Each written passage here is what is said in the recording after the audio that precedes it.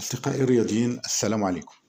البارسا يقصى في أدوار السد ويغادر الأوروبا ليج بعدما كان قد غادر من قبل الشامبيونز ليج في دور المجموعات بداية الموسم.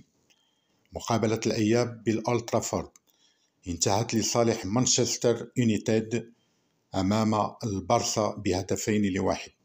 كان البارسا السباق للتسجيل بواسطة هدافه ليفاندوفسكي في الدقيقة 18 من ضربة جزاء، وعدل لمانشستر مهاجمه فريد في الدقيقة 47، ثم هدف الفوز عن طريق أنتوني في الدقيقة 73.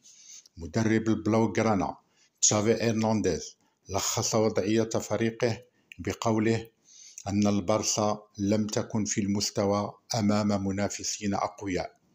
الشعور: كنا أحسن من الموسم الفارط.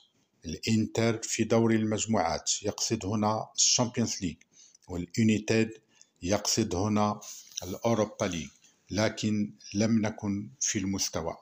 للإشارة فمقابلة الذهاب بالكامب نو انتهت بالتعادل 2 لمثلهما بين البارسا والمانشستر. والسلام عليكم.